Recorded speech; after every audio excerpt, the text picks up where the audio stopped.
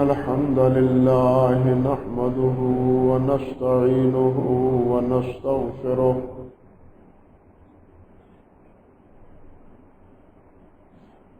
ونعوذ بالله من شرور أنفسنا ومن سيئات أعمالنا من يهده الله فلا مضل له ومن يضلل فلا هادي له وأشهد أن لا إله إلا الله وحده لا شريك له وأشهد أن محمدا عبده ورسوله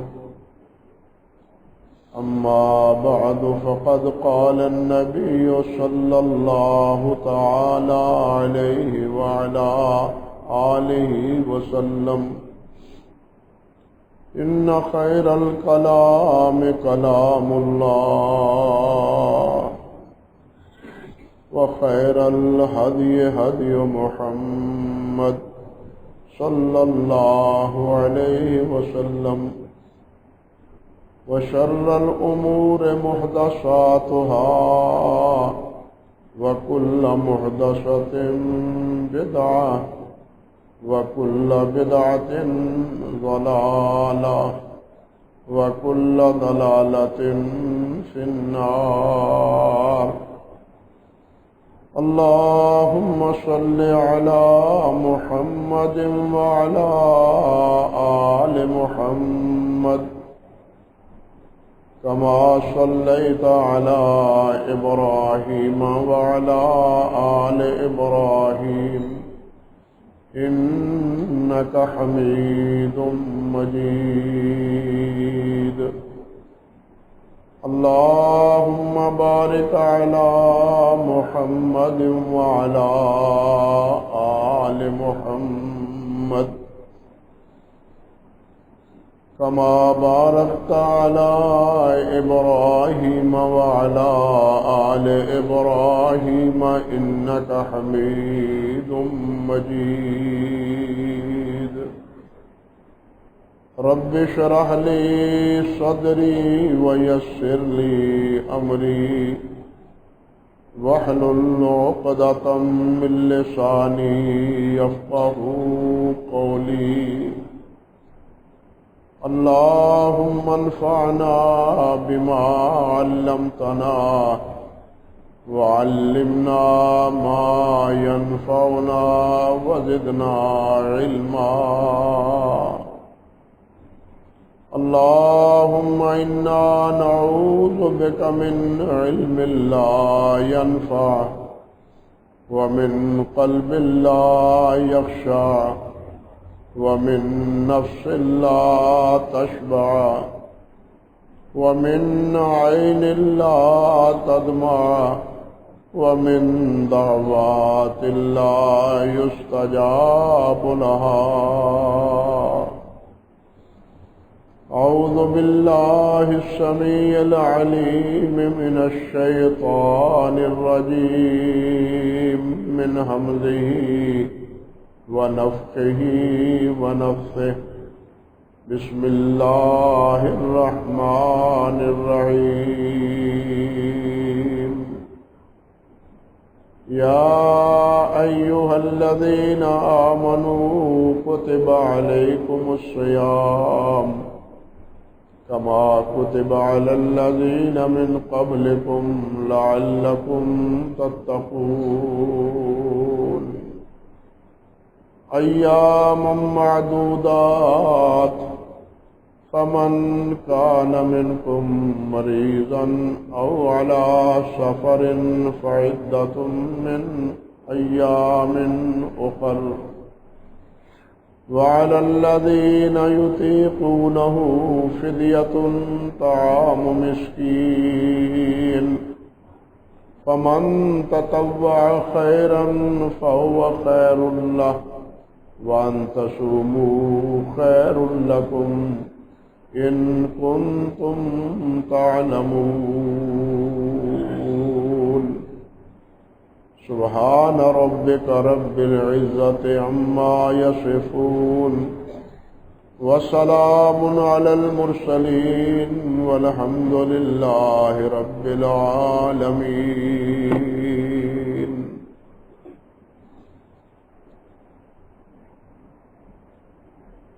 محترم معزز سامعین کرام، عزت مآب میری بہنوں اور بیٹیوں، رمضان المبارک کا یہ بابرکت مہینہ بڑی تیزی کے ساتھ اپنے اختتام کی طرف بڑھ رہا ہے۔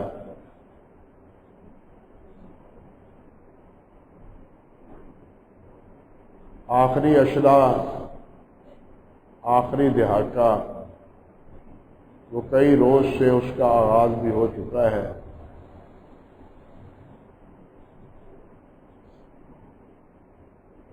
اللہ سبحانہ و تعالی نے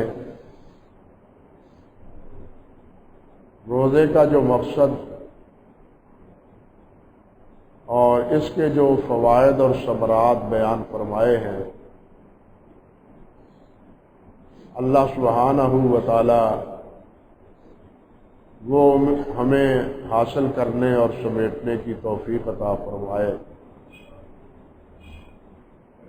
میں گزشتہ خطبے میں عرض کر رہا تھا کہ روزہ صرف یہ نہیں ہے کہ صبح سے لے کے شام تک کچھ کھایا پیا نہ جائے، بلکہ روزے کا تقاضا یہ ہے کہ روزہ رکھنے کے بعد اللہ سبحانہ و تعالیٰ کی نافرمانی اور معصیت کا ارتکاب نہ کیا جائے، پھر تو ہے وہ صحیح معنوں میں روزہ۔ پھر ایک بات اور بھی دیکھیں، ایک روزہ وہ ہے جو ہم صبح سے شام تک رکھتے ہیں۔ رمضان المبارک میں یا باقی دنوں میں نفلی روزہ جو صبح سے شام تک رکھتے، اس روزے میں کیا ہے کہ کچھ کھانا نہیں، کچھ پینا نہیں، اور اسی طرح میاں بیوی کے باہم آپس میں تعلقات بھی نہیں، اور نافرمانیوں کا ارتکاب اس سے بھی بچنا ہے، اجتناب کرنا ہے۔ یہ تو ایک مہینہ روزے کا تقاضا ہے، لیکن ہم نے کبھی غور کیا کہ ایک اسلام کا بھی روزہ ہے، اسلام کا بھی روزہ ہے۔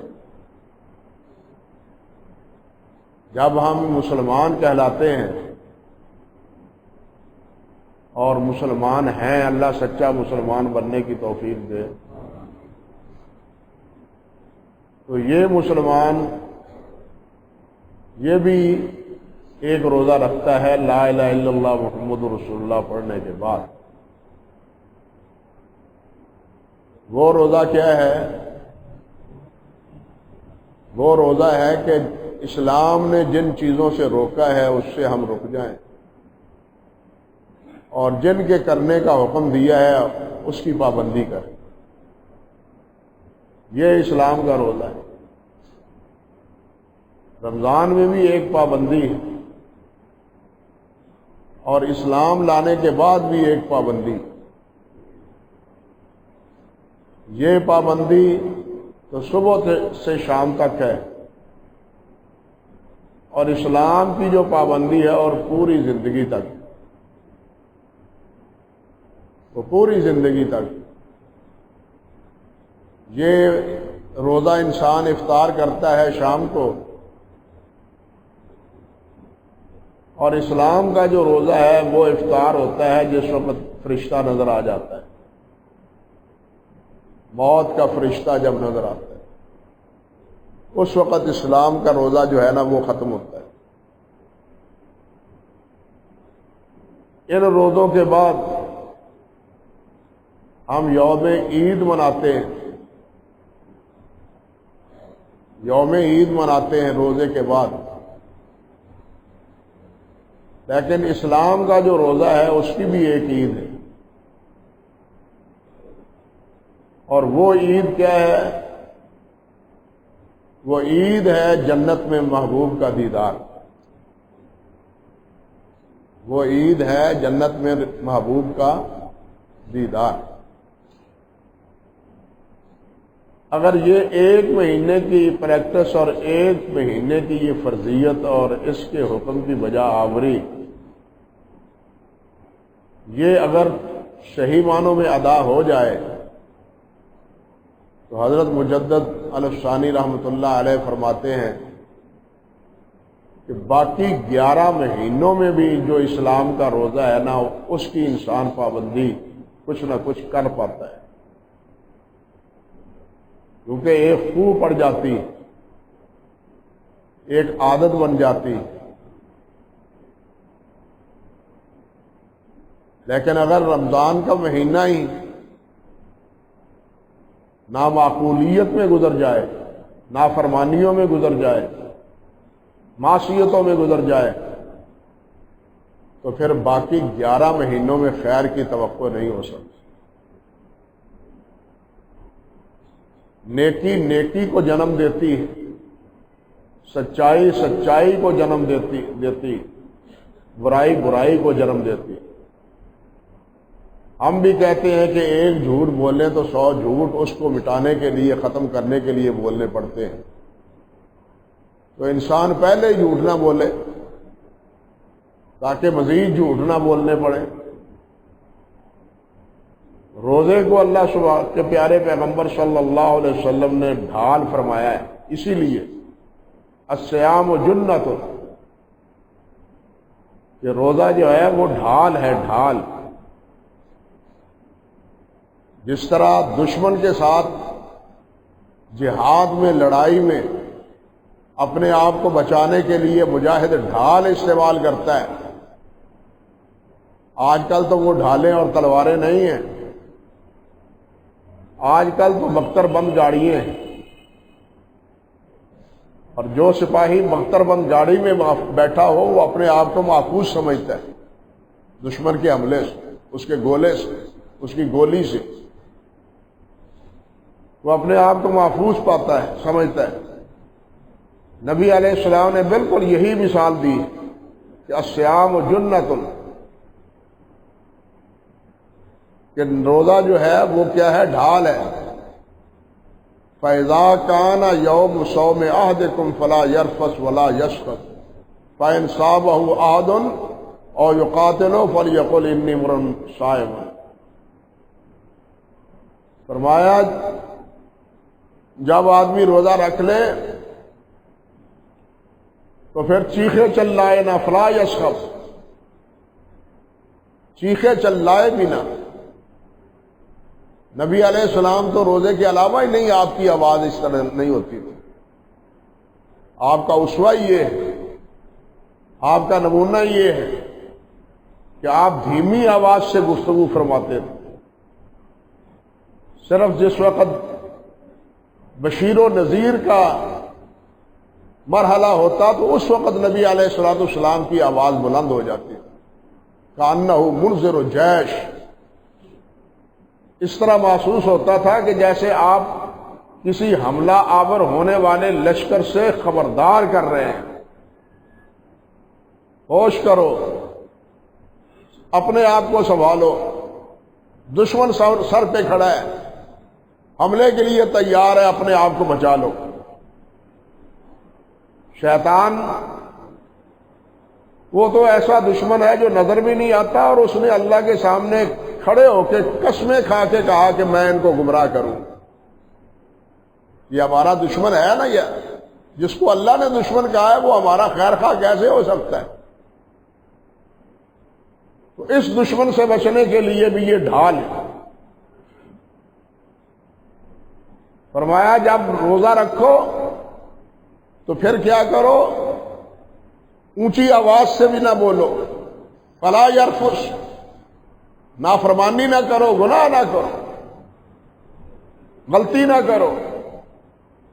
فَإِنْ صَابَهُ أَوْ قَاتَلَهُ أَحَدٌ، اگر کوئی بدتمیزی کرے، برے لفظ زبان سے لائے، گالی دے، گالیوں پر اتر آئے، یا لڑائی پہ اتر آئے، تو تم یہ کہو کہ میں نے لڑنا نہیں ہے، میں نے روزہ رکھا ہے، میں نے اینٹ کا جواب پتھر سے نہیں دینا، میں نے تیری ایک گالی کے جواب میں 4 گالیاں نہیں دینی، میں نے روزہ رکھا ہے۔ یہ ہے ڈھال۔ بلکہ آپ نے یہ بھی فرمایا کہ یہ ڈھال اس وقت ختم ہو جاتی ہے جس وقت انسان غیبت کرتا ہے کسی کی۔ اللہ اکبر کبیرہ۔ روزہ رکھ کے غیبت کرنا، جو غیبت کرتا ہے کسی مسلمان بھائی کی، اللہ فرماتے ہیں وہ ایسے ہے جیسے اپنے مردہ بھائی کا گوشت کھاتا ہے۔ یہ کیسا روزے دار ہے جو اپنے بھائیوں کی غیبت بھی کرتا ہے اور روزے دار بھی۔ روزہ رکھنے کے بعد کسی کی غیبت کرنا، چغلی کرنا، اس کا کوئی بھی امکان نہیں۔ اسی طرح نبی علیہ الصلوۃ والسلام نے یہ فرمایا ہے، من لم یدع قول الزور والعمل به فلیس للہ حاجۃ ان یدع طعامہ وشرابہ۔ جو آدمی روزہ رکھ کے جھوٹی بات کہنے سے بعد نہیں آتا، جھوٹ بولنے سے بعد نہیں آتا، روزہ رکھا ہوا ہے، جھوٹ بھی بول رہا ہے، جھوٹ کا کاروبار بھی کر رہا ہے، جھوٹ کا لین دین بھی کر رہا ہے، اور ساتھ کیا؟ والعمل بہی، اور جھوٹے معاملات کرتا ہے، جھوٹے وعدے کرتا ہے، جھوٹے معاملات کرتا ہے، فلیس للہ حاجۃ ان یدع طعامہ وشرابہ، تو اللہ ذوالجلال کو ایسا روزہ قبول نہیں ہے۔ اللہ تو یہ چاہتے ہیں یا یہ دیکھتے ہیں کہ روزہ رکھنے کے بعد یہ میرا کتنا فرما بردار بنا ہے، کتنا اطاعت گزار بنا ہے، یا اپنی منمانی پہ اڑا ہوا ہے۔ اللہ اکبر کبیرہ۔ ہمیں اپنا بھائیوں جائزہ لینا چاہیے، اپنے دل میں نگاہ ڈال کے، اپنے دامن میں نگاہ ڈال کے خود فیصلہ کرنا چاہیے، کسی اور کی بات نہیں، کہ کیا روزہ رکھنے کے بعد ہم نے یہ پابندیاں نبھائی ہیں؟ ہم واقعی روزے دار ہیں جن کو نبی علیہ الصلوۃ والسلام نے روزے دار فرمایا ہے، اس کا مصداق ہے؟ یہ غور کرنا چاہیے۔ اگر نہیں ہے تو جو باقی دن رہ گئے ہیں ان کو غنیمت جان لیں، اور جو گزر گئے ہیں ان کی اللہ سے معافی مانگ لیں، اللہ معاف کر دے۔ اپنی اصلاح کی طرف قدم بڑھائیں، دنیا کی بجائے آخرت کو سنوارنے کی کوشش کریں، لوگوں کو راضی کرنے کی بجائے اللہ کو خوش کرنے کی کوشش کریں۔ لوگ تو راضی ہوتے ہی نہیں، لیکن اللہ ذوالجلال بہت جلدی راضی ہو جاتے ہیں۔ لوگوں کی دشمنی ختم نہیں ہوتی، مگر اللہ ذوالجلال تو اپنی محبتیں بانٹتے ہیں۔ فرمایا جو ایک بالش میری طرف آتا ہے میں ایک ہاتھ اس کی طرف آتا ہوں، جو چل کے میری طرف آتا ہے میں دوڑ کے اس کی طرف آتا ہوں۔ اللہ ذوالجلال والاکرام تو اتنے مہربان ہیں اور اتنی محبت کرتے ہیں، اللہ کے اپنے بندوں سے بشرطے کہ ہم اس کا بندہ بن جائیں، اس کا فرمانبردار بن جائیں، اتنا لحاظ پاس کرتے ہیں رب ذوالجلال والاکرام۔ یہاں روزے کی فرضیت اللہ نے بیان فرمائی ہے، تو اسی کے اختتام پر یہ لفظ بھی فرمایا ہے کہ ہم نے روزے تم پر فرض اس لیے کیے ہیں تاکہ تم متقی بن جاؤ، بچ جاؤ، لعلکم تتقون، تاکہ تم بچ جاؤ۔ کس سے بچ جاؤ؟ نافرمانی سے بچ جاؤ، معصیتوں سے بچ جاؤ۔ جب نافرمانی اور معصیت سے بچیں گے تو ظاہر بات ہے جہنم سے بھی بچ جائیں گے، اور اگر روزہ رکھنے کے بعد معصیت سے نہیں بچیں گے تو اس روزے کا کوئی نتیجہ نہیں نکلے گا۔ جس طرح اللہ تعالیٰ نے قربانیوں کے بارے میں فرمایا نا، لَن يَنَالَ اللَّهَ لُحُومُهَا وَلَا دِمَاؤُهَا وَلَٰكِن يَنَالُهُ التَّقْوَىٰ مِنكُمْ۔ اللہ ذوالجلال والاکرام یہ نہیں دیکھتے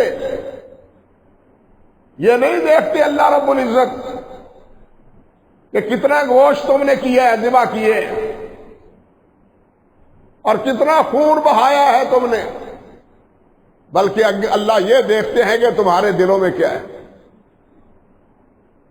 حدیث میں آتا ہے ان اللہ لا ينظر الى صورکم ولا الى اموالکم ولكن ينظر الى ما في قلوبکم وَإِلَىٰ أَعْمَالِكُمْ۔ اللہ ذوالجلال تمہاری صورتوں کو نہیں دیکھتے کہ یہ کتنا خوبصورت ہے، اللہ ذوالجلال تمہارے مال کو نہیں دیکھتے کہ کتنا مالدار ہے، کتنے پیسے اس کے پاس ہیں، اللہ ذوالجلال یہ نہیں دیکھتے۔ اللہ کے خزانے تو بھرے ہوئے ہیں، اللہ کو پیسے کی کوئی ضرورت نہیں، کسی کے پیسے کی کوئی ضرورت نہیں۔ لا ينظر الى صورکم، تمہاری شکل و صورتوں کو نہیں دیکھتے کہ یہ کتنی خوبصورت ہے، نہ ہی تمہارے اموال کو دیکھتے ہیں، ولكن ينظر الى ما في قلوبکم، بلکہ وہ یہ دیکھتے ہیں کہ تمہارے دلوں کی پوزیشن کیا ہے۔ تمہارے دلوں میں اللہ ذوالجلال والاکرام کی محبت ہے؟ دل کسی غیر کی محبت سے ہٹا ہوا تو نہیں؟ حضرت ابراہیم علیہ السلام نے فرمایا تھا، اللہ اکبر، جو خلیل اللہ ہیں،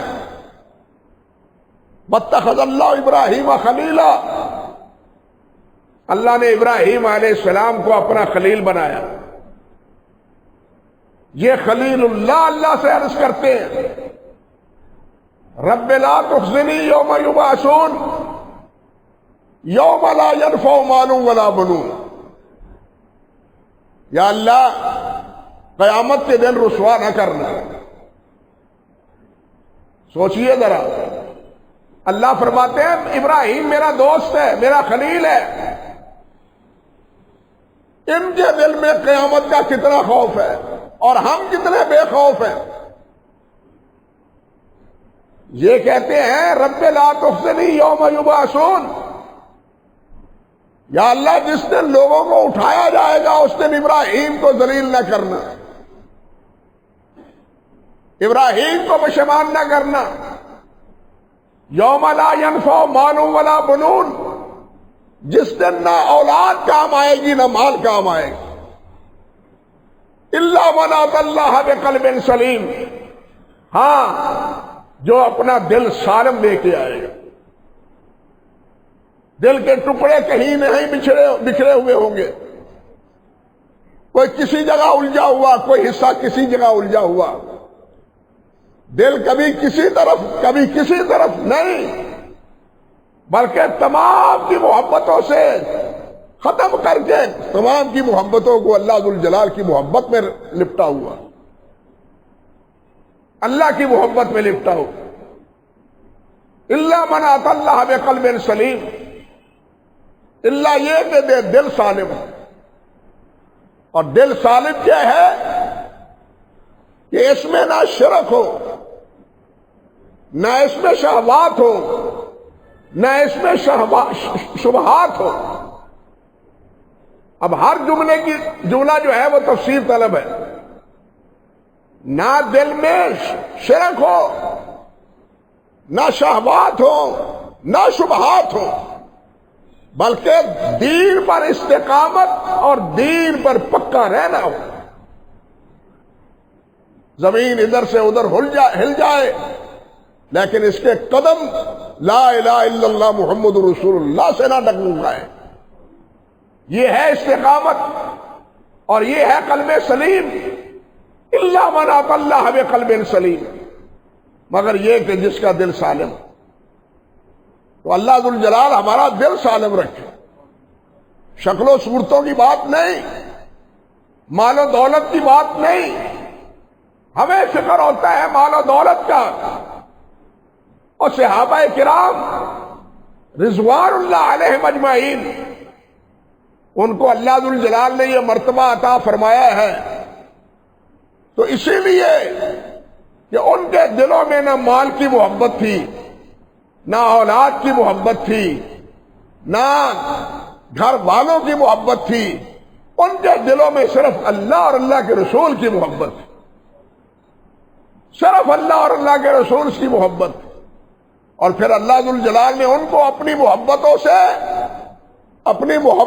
سے نوازا. صحابہ کرام کو رضوان اللہ علیہ مجمعین کو. اور وہ کہا کرتے تھے، صحابہ فرمایا کرتے تھے کہ وہ مال، وہ جائیداد جو ہم اللہ کے رسول کے حکم کے مطابق خرچ کرتے ہیں، وہ خرچ کیا ہوا مال ہمیں زیادہ محبوب ہے ہمارے اس مال سے جو ہمارے گھروں میں پڑا ہوا ہے. جو ہمارے گھروں میں مال ہے، جو گھر میں چھوڑ کے آئے ہیں، وہ ہمارے نزدیک محبوب نہیں. محبوب وہ مال ہے جو رسول اللہ صلی اللہ علیہ وسلم کے فرمان کے مطابق ہم نے خرچ کر دیا. اللہ اکبر کبیرہ، اللہ اکبر کبیرہ. ان کا عالم یہ تھا، نبی علیہ السلام نے ایک سواری کا سودا کیا ایک سواری کا.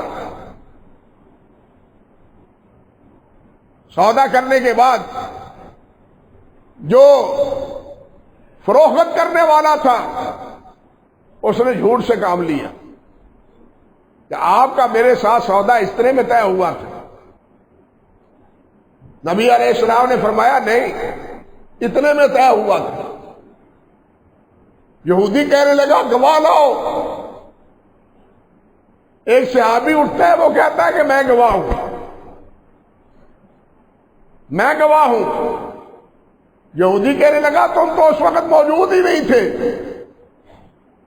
تمہاری گواہی کیسی؟ تم تو وہاں موجود ہی نہیں تھے، تمہاری گواہی کیسی؟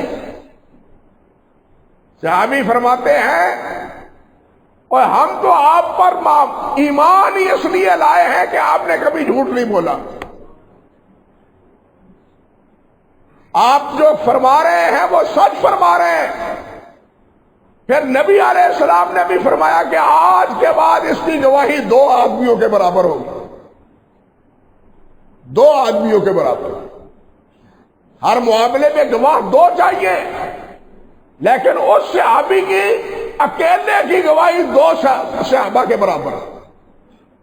یہ اس اعتماد کا نتیجہ ہے جو انہیں اعتماد حاصل تھا حضرت محمد رسول اللہ صلی اللہ علیہ وسلم. کیا عرض کروں، صحابہ فرمایا کرتے تھے ہمیں اپنی بیویوں پر اتنا اعتماد نہیں جتنا اعتماد ہمیں محمد رسول اللہ پر ہے. ہم گھر سے نکل جاتے ہیں، کاروبار کرتے ہیں، کیا معلوم پیچھے گھر میں کیا ہوتا ہے.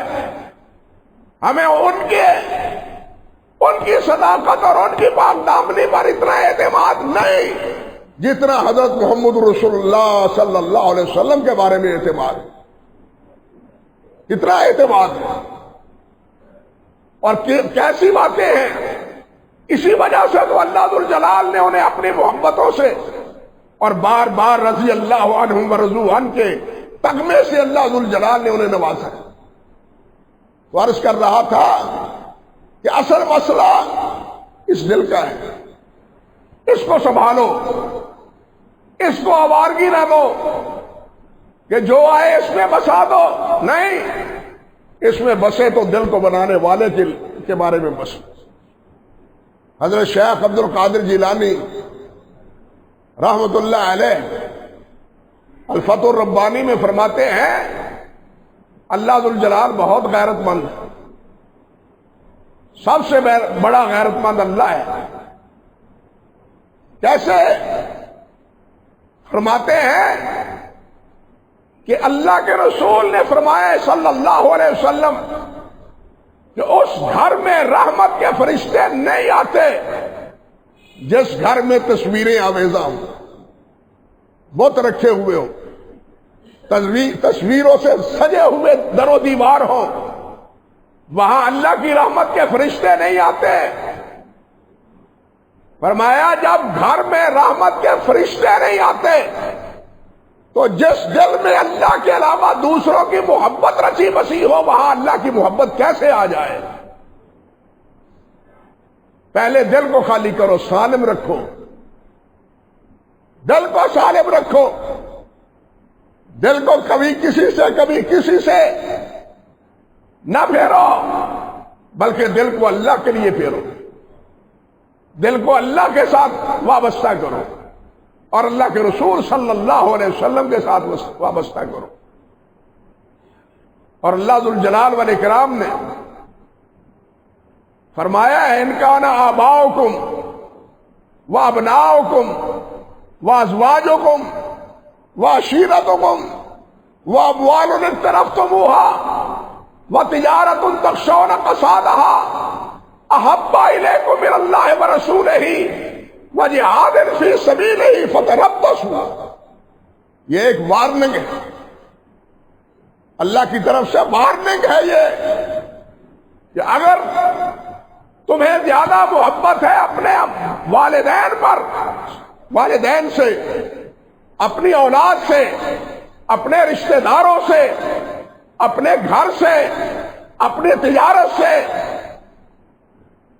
تو پھر یاد رکھو فتربصوا، انتظار کرو اللہ کی پکڑ کا،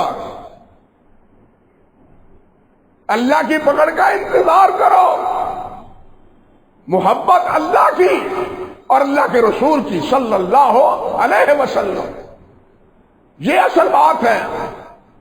تقویٰ کا خلاصہ بھی یہی ہے کہ ہمارا دل نافرمانیوں سے بچ کے ہم اپنے آپ کو معصیتوں سے بچا کے اللہ کے ہاں اللہ کی طرف چل نکلے۔ حضرت ابو ہریرہ رضی اللہ تعالی عنہ، ان سے کسی نے پوچھا ابو ہریرہ تقویٰ کس کو کہتے ہیں؟ یہ جو بار بار قرآن نے کہا ہے تقویٰ کس کو کہتے ہیں؟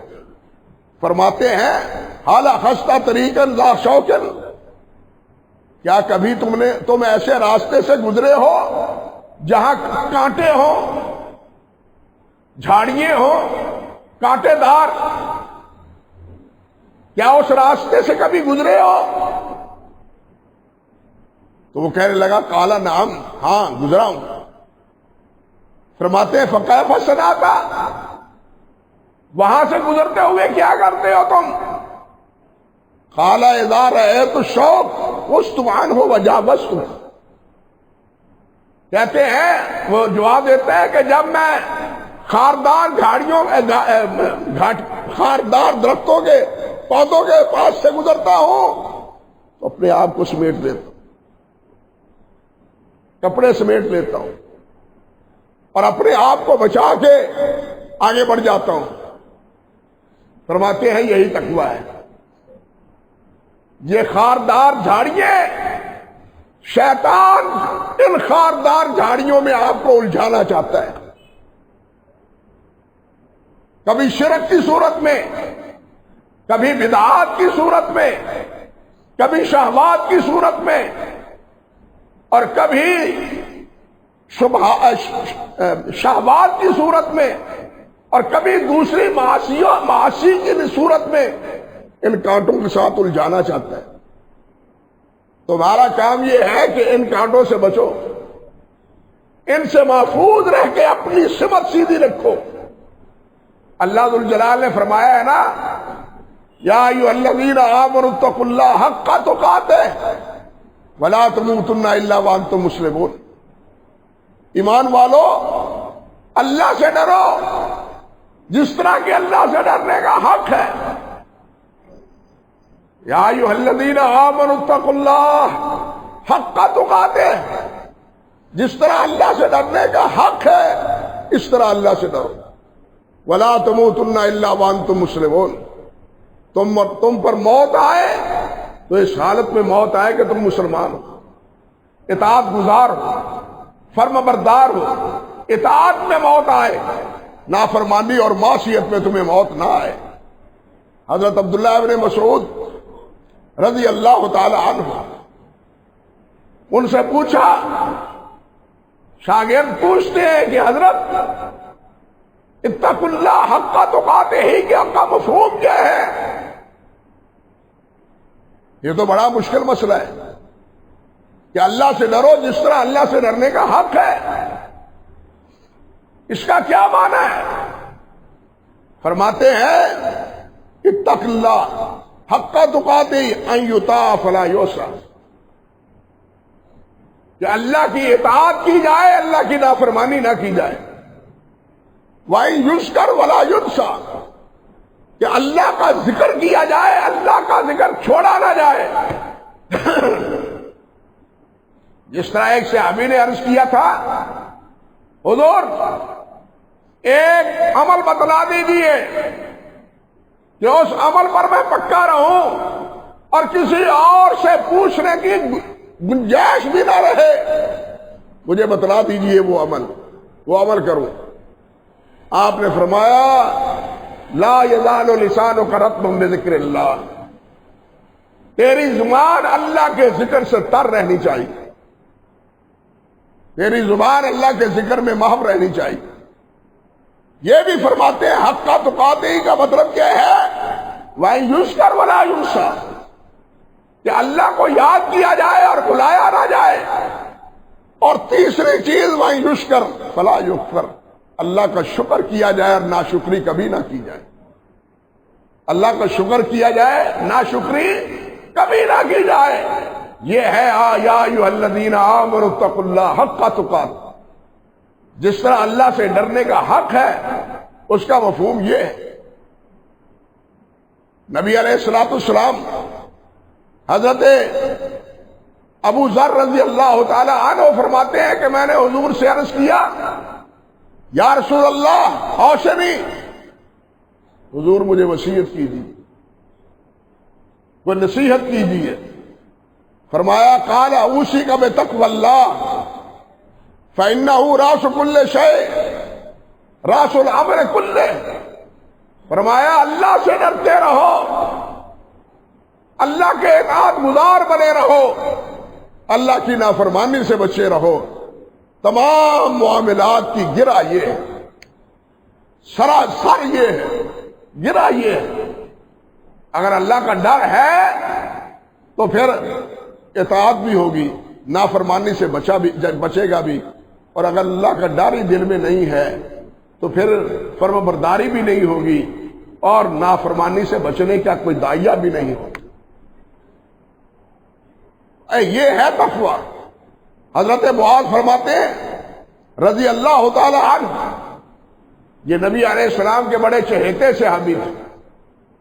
حضرت معاذ رضی اللہ تعالی عنہ، اللہ اکبر، بہت جلیل القدر صحابی تھے، انصاری تھے، انصار سے تعلق رکھتے تھے. صحیح بخاری میں ہے کہ حضرت معاذ کبھی کبھی بعض صحابہ کو پکڑ لیتے اور کہتے تعال نجلس ساعتا نؤمن باللہ، آؤ کچھ وقت گزارے ایمان کی حالت میں بیٹھ کے، ایمان کی حالت میں وقت گزارے. کوئی ایمان کی باتیں کرے، اللہ کی باتیں کرے، اللہ کے اطاعت اور اللہ کی محبت کی باتیں کرے. ایک صحابی نے اللہ کے رسول صلی اللہ علیہ وسلم سے عرض کیا، حضور ہم مومن نہیں ہیں، ہم مسلمان نہیں ہیں. یہ معاذ ہمیں کیا کہتا ہے؟ معاذ کہتا ہے کہ ایمان کی حالت میں ہم بے ایمان ہیں، ایمان کی حالت میں وقت گزارے. تعال نجلس ایمانا، ایمان کی حالت میں ہم وقت گزارے بیٹھے. نبی علیہ السلام نے فرمایا دا قولو، معاذ کی بات چھوڑو، فإن اللہ یباہی بہم فی الملائکہ، اللہ فرشتوں میں معاذ پر فخر کرتے، فرشتوں کو بتلاتے ہیں فرشتوں. اور تم کہتے تھے نحن نسبح بحمدک ونقدس لک، کیوں اولاد آدم کو پیدا کر رہے ہو؟ ہم تیری تسبیح کہیں گے، ہم تیری حمد کہیں گے. یہ معاذ ہے میرا، یہ میرا معاذ ہے. تم نے یہ کہا تھا، معاذ کا عالم اور معاذ کا حال دیکھ لو. فخر کرتے ہیں اللہ سبحانہ و تعالی معاذ بن جبل پر فرشتوں کے ساتھ کہ یہ میرا بندہ دیکھ لو تم. اللہ اکبر کبیر. نبی علیہ الصلوۃ والسلام نے جن کے بارے میں فرمایا نا استقرأوا القرآن من اربع، کہ 4 سے قرآن پڑھو، ان میں ایک حضرت معاذ بن جبل رضی اللہ تعالی عنہ بھی. عبداللہ ابن مسعود، سالم مولا حذیفہ، معاذ ابن جبل اور ابی ابن کعب رضی اللہ تعالی عنہ. ایک معاذ یعنی قاری قرآن بھی ہیں، انصاری ہیں، بدر اور حدیبیہ کے ساتھی ہیں، نبی علیہ السلام کے پکے وفادار ہیں. وہ نبی علیہ السلام سے عرض کرتے ہیں، بلکہ کہتے ہیں اخذ رسول اللہ صلی اللہ علیہ وسلم بیدی وقال یا معاذ انی لا احبک. نبی علیہ السلام نے میرا ہاتھ تھاما، میرا ہاتھ پکڑا. کتنی خوش بختی ہے، اللہ اکبر کبیرہ، کتنی خوش نصیبی ہے، اللہ اکبر کبیرہ. اخذ بیدی، میرا ہاتھ پکڑا اور فرمایا یا معاذ انی لا احبک، اے معاذ میں تو اس سے محبت کرتا ہوں. ہم کہتے ہیں یا اللہ ہمیں اپنی اور اپنے حبیب کی محبت کی توفیق عطا فرما. اللہم انا نسألک حبک و حب حبیبک. ہم سب یہ دعائیں کرتے ہیں، مگر اللہ کے حبیب کہتے ہیں معاذ مجھے تو اس سے محبت ہے. اللہ اکبر کبیرہ. فرماتے ہیں فقال معاذ بأبی و امی یا رسول اللہ انا واللہ احبک. معاذ نے بھی عرض کیا حضور میرا ابا قربان، میری ماں قربان، میں آپ سے محبت کرتا ہوں. میرے ماں باپ قربان، میں بھی آپ سے محبت کرتا ہوں. فرمایا یا معاذ اوصی کا وصیت الاخ الشفیق، اے معاذ میں تمہیں ایسے وصیت کرتا ہوں جس طرح ایک خیر خواہ بھائی اپنے خیر بھائی کے ساتھ بات کرتا ہے اور اسے وصیت کرتا ہے، نصیحت کرتا ہے. وہ کیا ہے؟ فرمایا اوصی کا بتقوی اللہ، میں تمہیں وصیت کرتا ہوں کہ اللہ سے ڈرتے رہیں. معاذ کے دل میں تو پہلے سے اللہ کا ڈر تھا، لیکن اس کے باوجود تجدید ہے اسی وصیت کی. اوصی کا بتقوی اللہ، کہ میں تمہیں اللہ سے ڈرتے رہنے کی وصیت کرتا ہوں. بھائیو یہ وصیت تو حضرت معاذ سے تھی، مگر حضرت معاذ کی وساطت سے اب ہم سب کو یہ وصیت، رسول اللہ صلی اللہ علیہ وسلم کی یہ وصیت ہے، سب امت کے لیے ہے کہ اللہ سے ڈرتے رہو، اللہ کی نافرمانی نہ کرو، اللہ کی فرمانبرداری کرو. روزے کا بھی یہی مقصد ہے، عبادات کا بھی مقصد ہے. اللہ نے فرمایا نا یا ایھا الناس اعبدوا ربکم، لوگوں اپنے رب کی عبادت کرو، وہ رب جس نے تمہیں پیدا کیا ہے. کس لیے عبادت کرو؟ فرمایا لعلکم تتقون، تاکہ تم بچ جاؤ.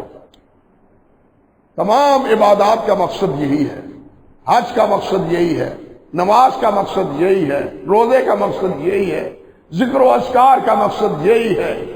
اللہ سبحانہ و تعالیٰ اس تقوی کے زیور سے ہمیں آراستہ فرمائے، ہمارے دل میں اللہ اپنا ڈر پیدا فرمائے، اپنی خشیت پیدا فرمائے، اپنا خوف پیدا فرمائے.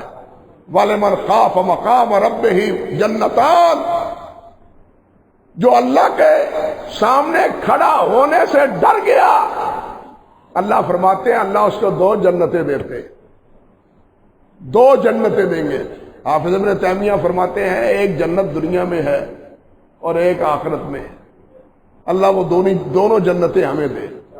کیا تفصیل عرض کروں آپ سے، بس اسی پر اکتفا کرتا ہوں۔ اقول قولی ھذا استغفر اللہ لی ولکم ولسائر المسلمین۔